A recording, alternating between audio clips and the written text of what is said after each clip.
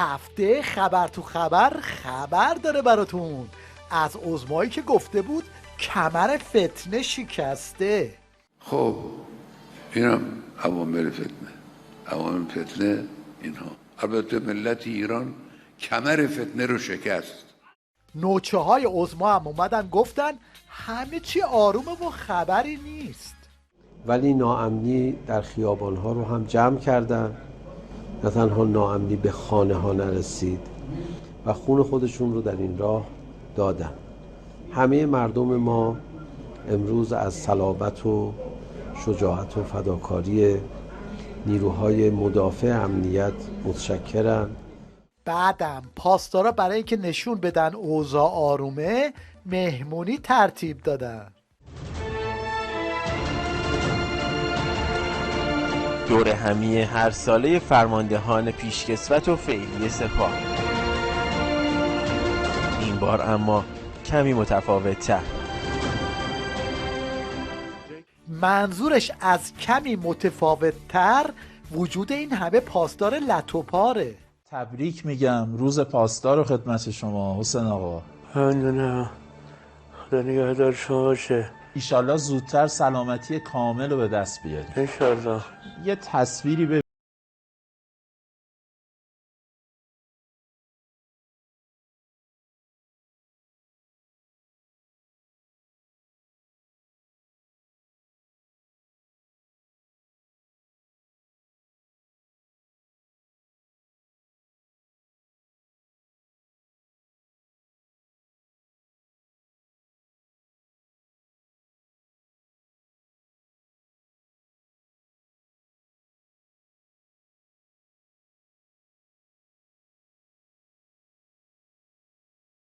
بادکنک آرامش عظما رو یکی از مداحان عمامه‌دارش ترکوند و گفت فتنه ادامه داره.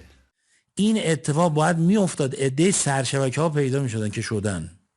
این اتفاق باید و همشون هم الان پیدا نشدن. خب پیدا نشدن و این زمینه است برای اینکه یک بار دیگه این اتفاقات باید بیفته و میفته چون اون بیماری زمینه‌ای وجود داره.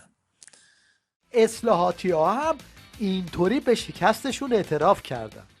خب اولین چیزی که اتفاق افتاد این که تمام آرزوهای من، تمام آمالی که براش تلاش میکردم که ما بتوانیم از این گردنهای صعب العبور و خیلی خطرناکی برای کشور هست به راحتی، حالا به راحتی که نه، با هزینه‌های کم، با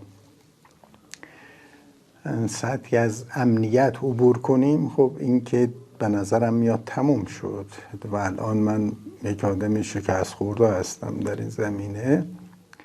حالا اینکه چه مرحله ای شروع شده رو از زبون این یکی بشنوید.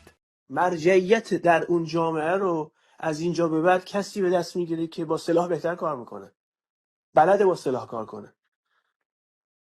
مثلا ما وارد مرحله دیگه میشیم. توی فضای مجازی هم از این انیمیشن ها برای عظما درست کردن. بکشید همشونو.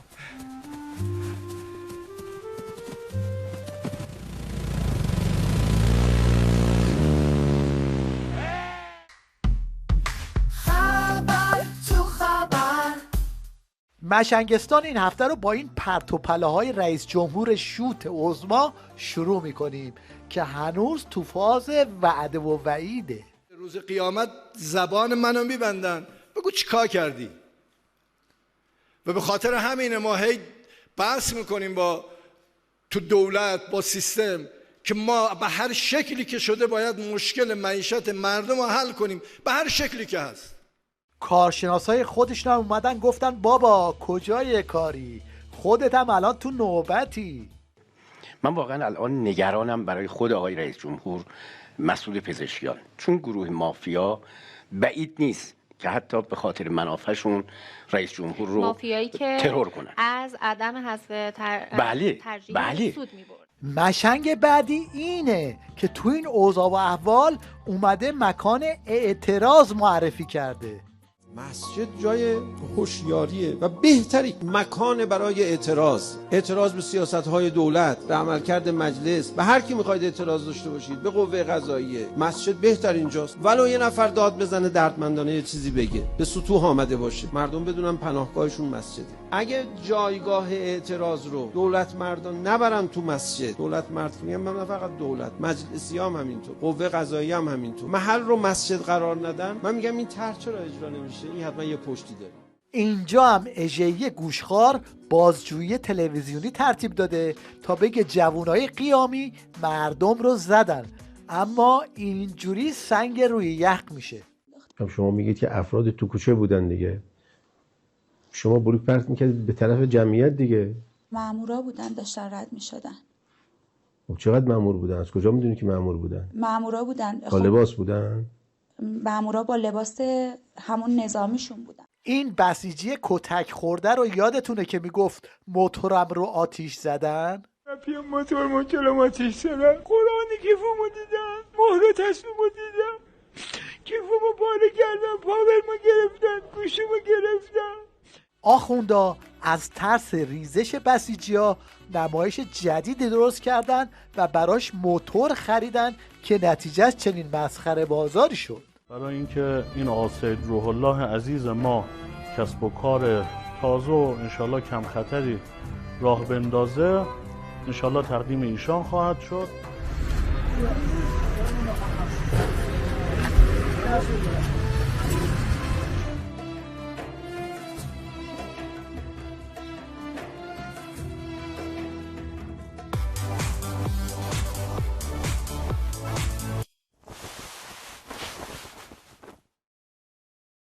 خبر تو خبر رو با آتیش زدن عکس منحوس خمینی شروع کردیم. سکانس آخر رو هم به صحنه زیبای آتش زدن مجسمه پاسدار سلیمانی در قزوین اختصاص میدیم.